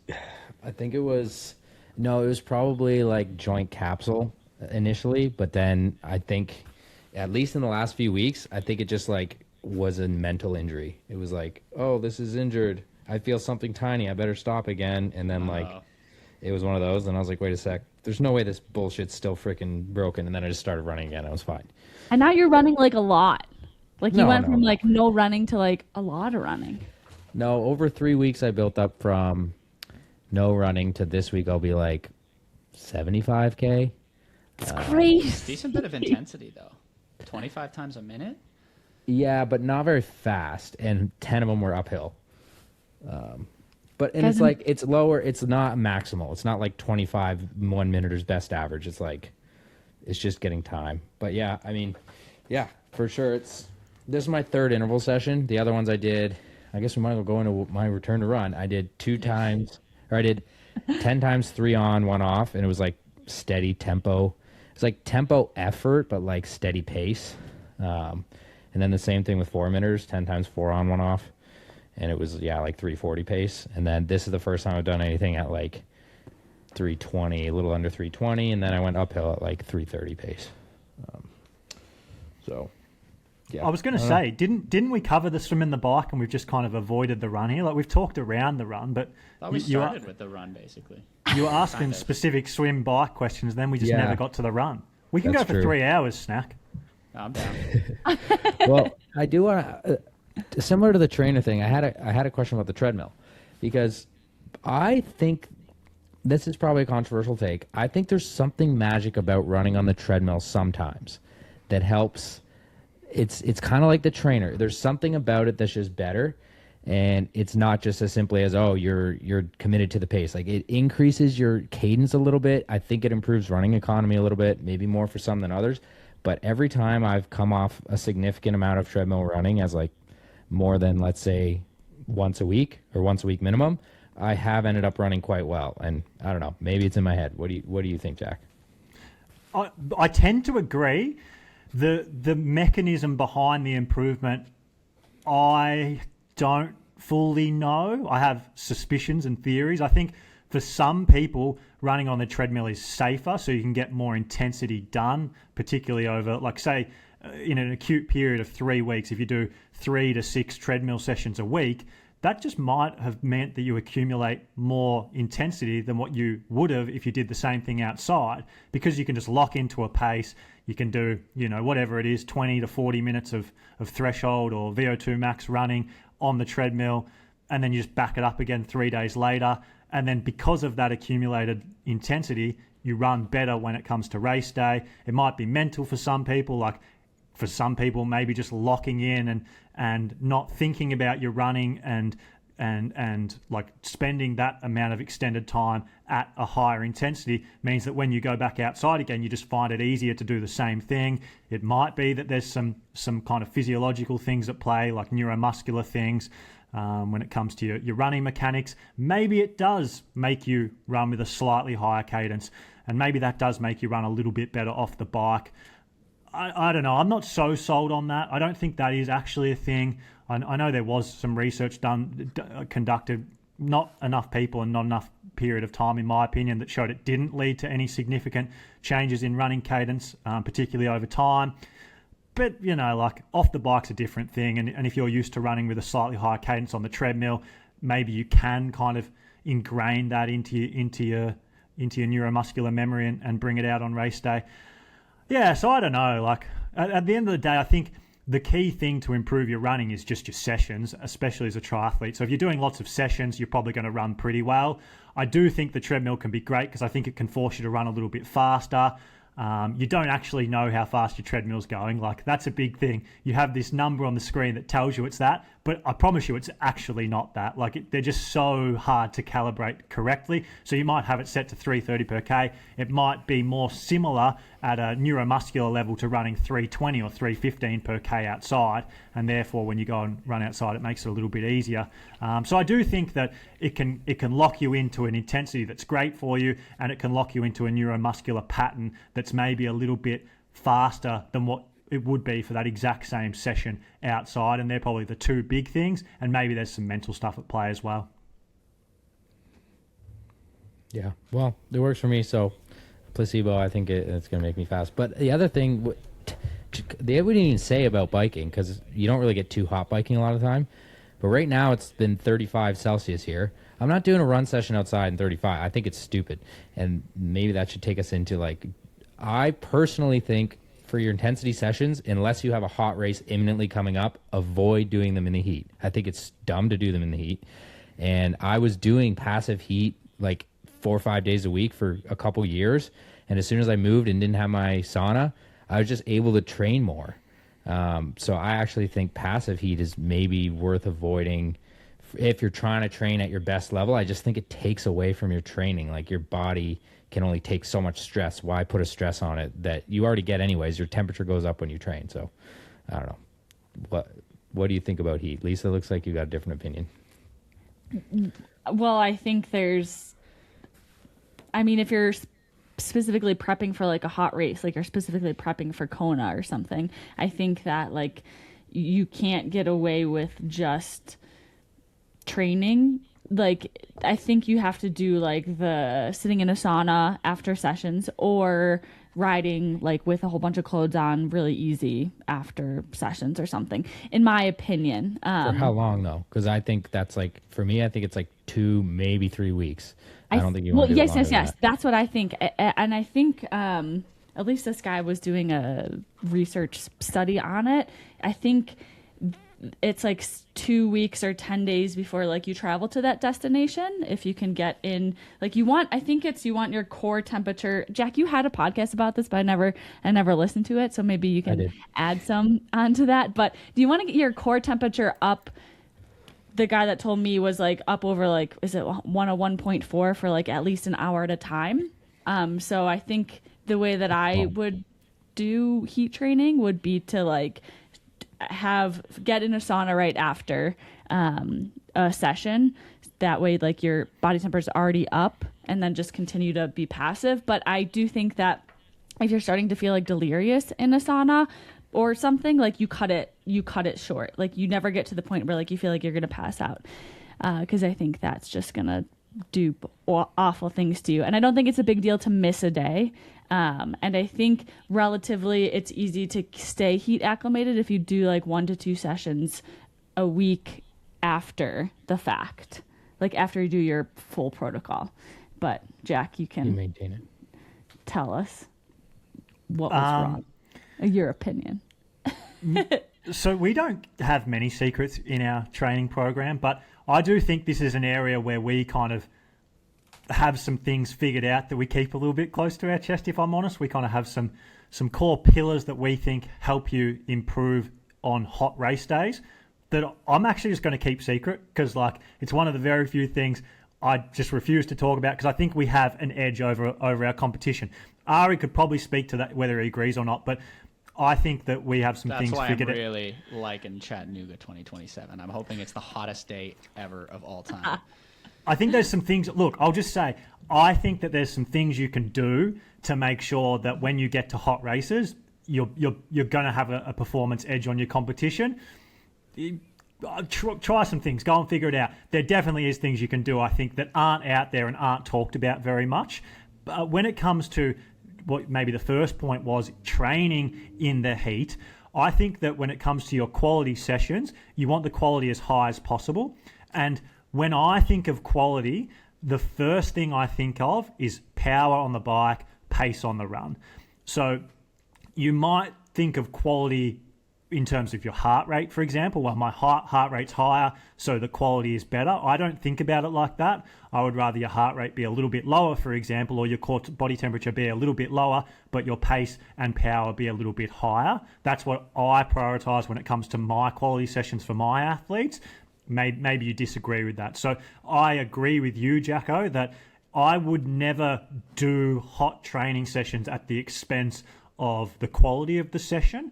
I do think there's benefit to training in the heat every now and then, and how you do that, I don't know. I don't have anything science. I have my own opinions, but I would avoid doing all of your sessions in the heat and letting your quality suffer too much would be my core advice.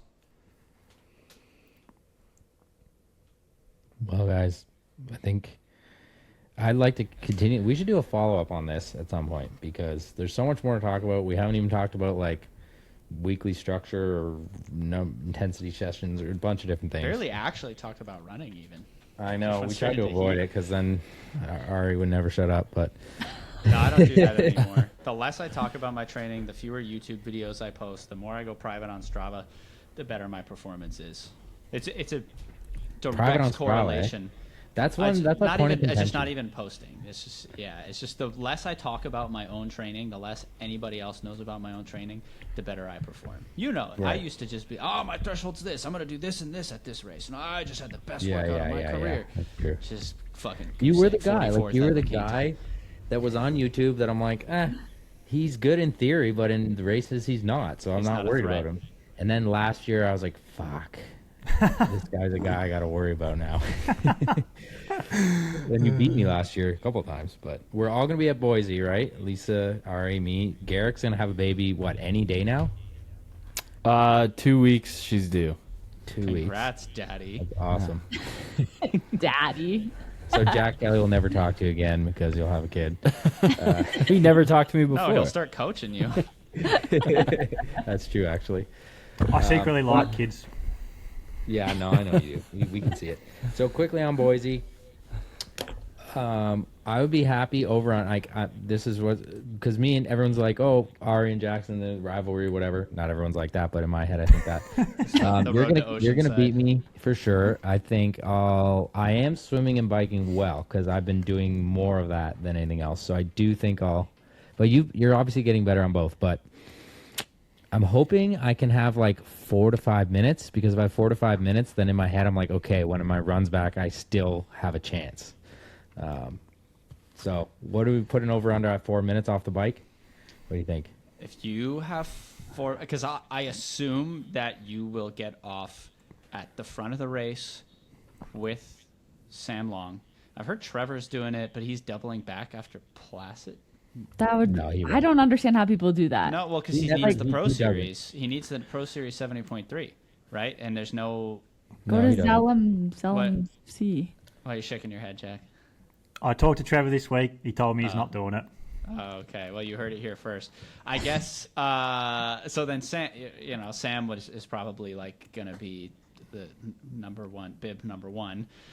And I assume that you'll get off the bike with Sam at the front of the race. That's a reasonable assumption. Maybe by yourselves, maybe with a few others. If you are 4 minutes ahead of me, that's bad.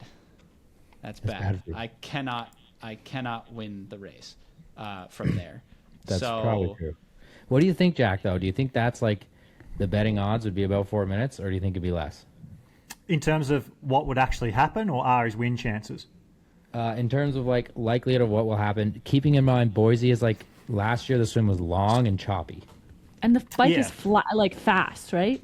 Look, yeah. I think that if you tee up with Sam Long, it's going to be tough for Ari. Ari's going to have a good bike. So for him to ride the same pace as you and Sam, if you get together, it's tough. So he either needs to come out of the water with Sam or get up to Sam on the bike. Bloody hard thing to do in North American races because Sam just goes and pushes 380 to 420 watts until he gets to where he wants to get into the race. So that means Ari has to push 450 watts to get there. Can he do that? I don't know. I think we've done a poor job if you're 4 minutes ahead into T2, but I still think he beats you if he's 6 minutes behind you into T2. Oh, for sure.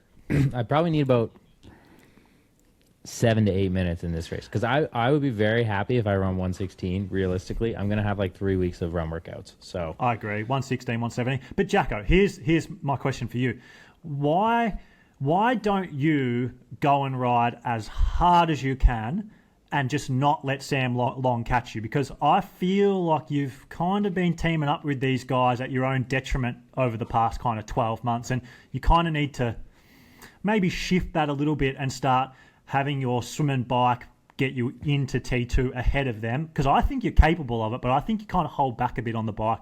Maybe like I said, to your own detriment. Maybe I will, but yeah, I think the hardest thing is when I swim obviously with some of these guys or very slightly ahead. It's very, very difficult to be more motivated than the person who can see you and is catching you. That being said, I do think with the way Boise, the swim last year was choppy, it was long, I think, and with the amount I've been swimming and the way I've been swimming, I do think I have a chance to have a little bit more gap. And if I do, then I'm just going for it on the bike because, I'll sit up on the bike and ride easy and run 116, or I'll ride hard as balls and run 118. Well, let's ride hard as balls and just see what happens. So yeah, and it sets you up for later in the year, right? Because if you have a race at Boise that you see, I can come into T2 with 2 minutes on Sam Long, you can see the avenue to winning these races again, rather than probably what I saw you doing, which was, okay, if you want to win these races, you're just going to have to outrun Lionel, Sam, and Trevor because you're always coming off the bike with them. And sure, you've had glimpses that show you can compete with them on the run, but you've never shown, apart from maybe Oceanside that one time like 18 years ago, that you can beat them when you get into T2 with them. So you've got two decisions, right? You keep going down that path and just improve your run, which is a bloody hard thing to do, or you use your strengths, which for you is your bike. Like, I think you're criminally underrated on the bike, and I think you hold back a lot. You've shown in races recently, like La Quinta, for example, that when you want, you actually can just ride faster than these guys. And so I'd love to see you start using that, because I don't think people realise that. I think in a 2-hour time trial, you probably could beat guys like Lionel and Sam and Trevor head to head, but no one would believe me when I say that. I might be able to. I mean, I have beaten Sam in a TT start Ironman. It was like basically the exact same split, but I also had to ride the dynamics of I towed a pack. I was surging, getting caught, surging, getting caught, and that didn't help me. But yeah, I can see the psychological play out here. He's like, I'm going to convince him he can do this, and that's. But you have done it. You have done it in the past, though. At Michigan 70.3, you did that. They did that exact thing to Lionel, exactly what Jack was describing. Yeah, and I've been riding and Augusta, so 2023. More confidence. Yeah, 23 off and the front 24. with Mika. Yeah, you're a bloody good cyclist, mate. You just got to back yourself. Thanks, bud. I think so. We're getting. Well, it's not going to be good for Ari. Well, although if I do that, Ari has a chance to win, because then you're not dragging Sam along. Yeah. I don't think it changes much for Ari's race, to be honest. Yeah. No. Yeah. I need to. If we're doing the over under, 3 minutes to race Sam. like Boise, I was gonna say 2:30 to 3. 2:30 is really good. 3 is You got decent. it still. I think I can do better than that. Also, I think it can be 0. I think it can be 1 minute to 90 seconds. But I think Vegas odds would be somewhere between 2:30 and 3 minutes. Yeah. So you got to be ahead of him. That's me to Sam. Yeah, Maybe you could be 4 minutes if you ride like the rider we know you are. Well, we'll see. Lisa, how about you? What's your goals? Another podium? Oh, I don't know. I don't know who's going to be there. I'm just trying to run after Mont-Tremblant. Oh, you still sore? Well, I've done 2 30-minute runs. Big deal. Yeah. Every time I race, I can't run for a week. So I haven't figured out that piece of the puzzle. Look, he's calculating. Look at him. He's like, what? I can't. Lisa, that's insane. I strain my calves, soleus attachment calves, every time I race. It doesn't matter. I know how much I've lift. I do isometrics. I do I don't know. I don't know what to do. So because you got to run 8 times a week. I know, but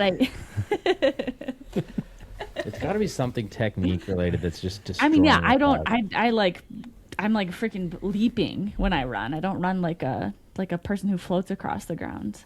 You hear me coming 2 miles away. There's no sneaking up on anyone. So, yeah. But yeah, so I don't know what Boise will be, but hopefully a fun race. I don't know who's racing. I don't know what girls show up, so. Surely just the usual suspects. Is Grace showing up? Grace Tech or Grace Alexander? Alexander. My arch nemesis. She's so good. Again, like Jacko's bike's criminally underrated. She's just so annoyingly underrated. Yes. I would just expect her to. I don't think she likes coming west to race as much, though. I know she really likes staying out east. But there's nothing else to race, and she likes racing in the U.S., so I would Lisa, think so. you and me, solo, leading off the bike, get to fucking work. I could do that. Tomorrow afternoon, let's go. Steal the moto, dude. Actually, the racing dynamics, actually, I didn't think about this when I was doing get me with the prediction. motos. It could be really bad for me. It's a really wide-ass open course. But it's I don't Pro think Series, motos though. are going to be It's too... just- Pro Series, yeah. And maybe. again, I'm not trying to be a bitch about this, but it's there is going to be TV coverage. It's part of the sport, and it helps the people who are on the broadcast, and it hurts the people who aren't on the broadcast. So it played a huge effect in Happy Valley, in my opinion, from watching.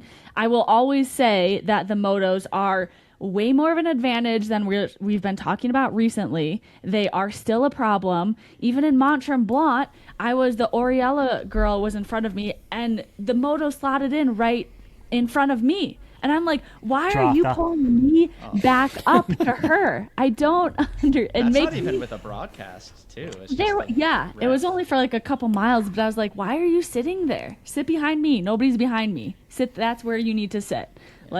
It makes me so mad. And it makes me mad about the... actually, I won't get into this. No, go. I'm not even mad about it. Oh, go for it. I was just going to talk about the pro men again, and I yell at them. I have a stern talking to them, and if I pass you on the bike, and I'm not a great swimmer, So, first of all, number one, that's an issue if I pass you.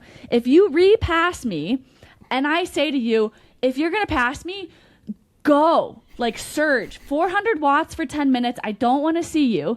But if I have to sit up and go back again and wait for you to come by me, that's an issue. I'm not swimming 24 minutes out of the water. I'm swimming 27 to 28. Should have plenty of time to get away. And if I pass you, just stay behind. I do have a problem with pro men who clearly are getting past because the pro woman is faster, and then them deciding to repass. Like, there's just a weird mental space you have to be in my opinion, to be like, I am such a slow pro man that I'm getting passed by the pro women, and I'm like, where are you mentally to be like, now I'm going to repass? Like, do you care that much about your time that you're going to try to like pack ride with them, or do you think it's accidental? Like, they get into the light and they don't want to? No, I think tying that into the moto situation. I think the front of the race at the women, once they pass those like back of the pack men, all of a sudden those men are getting the same moto draft that the women are getting, and they feel like this is so easy. Like, I should be able to just go by them.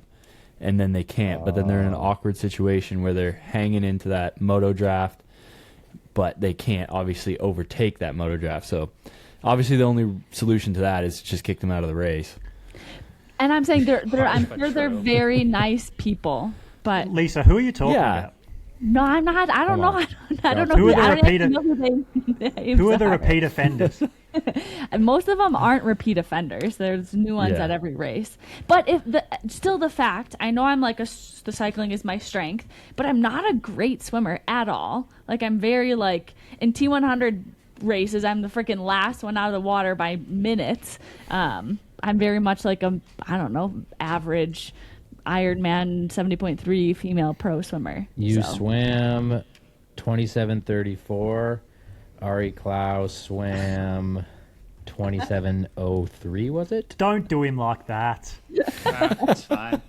It doesn't matter because Ari won still. So Okay, so on this, I was like looking at Lionel Sanders' overall course record. It's from a long time ago. Like, would have been on a rim brake bike. He swam 24:15. On what I'm assuming is the same course. It was a very sparse field, so he probably swam it basically by himself. And Rudy von Berg was only a minute ahead. I mean, that's just as an aside. I was looking at that. I was like, Jesus, Lionel literally swam like almost like 3 minutes faster than me on what I When assume was is that? the same course. 2018? 17, 18? Yeah. I swam 23:19 that year, so I'm going to... I swam like lead pack. I don't think leave the buoys in. With Brett McMahon, Rudy. Yeah, it could be accurate to very slightly short, but yeah, I got to get that fucking swim back. swim less. All right, I'm gonna say we gotta call this. This has been awesome. I gotta pee super bad, so we gotta recover. Ari gotta pee. None of the piss was taken out of me, so I really. My dog literally just spewed in his bed, like literally right then. I don't know why. I've never really seen him spew before. He just did a massive vomit in his bed. Can you show us? No. Lisa wants to see the dog, not the puke. Bring him up. Oh, He looks like Gianna. Gianna, come here. Come here. Come here. Does he eat elderly? Jack? He's Does old he now. eat snakes and spiders? No. I live in Melbourne, mate. Which is like New York. There's no snakes here. Okay. I've seen a lot of videos, and Australia is all the same place. So Yeah. All right, Garrick, take us out. all right, yeah. I think Should we give a recommendation before we go? Oh no. We're What doing kind? Yeah, no, we can. Is this an outro song? Yeah. Yeah, it's an Yeah, we can outro, still but we can talk come back over to it. How We do can you come back guys to it. have all this stuff? This is great. Well, you need to listen to the podcast. We're a big deal. We I know have you like are. I know you are. 100 downloads a week. I mean, Should we- YouTube is a little Recommendation, pathetic, yeah, but let's do it. Movie? who? What do you reckon? TV show? Training? What are we going with? Oh, speaking of movies, I have not been more excited for a movie in a long time than I am for Dune 3. Oh, Is that a good oh or a bad oh?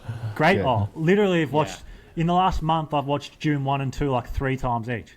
It's my favorite thing to watch back to back on an airplane. Never gets old. On my runs recently, I've been on Spotify listening to the June 1 and 2 soundtrack. Like, that's what I listen to while I go running in my AirPods. Oh, really? Bloody amazing. So good. The Hans Zimmer. That's one of the things. It's the cinematography and the soundtrack that get, like, the story is like, it's a classic hero's journey kind of thing, which I love because it's like, that's what I want out of triathlon too, is just like a, you know, guy who overcomes the odds kind of thing. Those kind of stories just like get I don't me think hard. that's what it is, though, Ari. It's a rich kid from a long lineage of of control and power, and it's just like that rich kid story. Well, but then it's like a revenge type of thing. Stranded in the desert, has to make friends with a new people, learn new skills, and rise up. Overcome a massive challenge. It's more it's the Messiah story, right? It's the Jesus story. He's essentially Jesus. Yeah. Anyway. Yeah. Okay, so Anyway, June 3. that's my recommendation: is Dune 1 and 2 back to back. It'll get you through a 5-hour trainer ride. Okay. Should we spoil what happens in the third movie for people? No, you can't spoil that. No. I love don't do it. people. Is this based on the book? Like, Yeah, on the book. Oh, I don't. You haven't Don't read do them? it. No, I do it. have. Oh yeah. Yeah. Does he Okay, so die? June 3. That's Ari's. Jack, what's yours? Movie. Movie or show? Come Back to Me. Come back to me. Is that what it's called? It was your idea. Okay, Garrick. I don't even know, man. I would recommend, Canada's playing Morocco for the last game that they're going to play in the World Cup on Saturday. I would recommend you watch that. That's good. Lisa? I'm gonna say Night Agent. I'm really into that show right now. It's about like a FBI I've seen some agent. trailers. It's good. I'm like really into it. And I got a little crush on the guy. So Okay. We won't tell your husband. Yeah, he's pretty hot.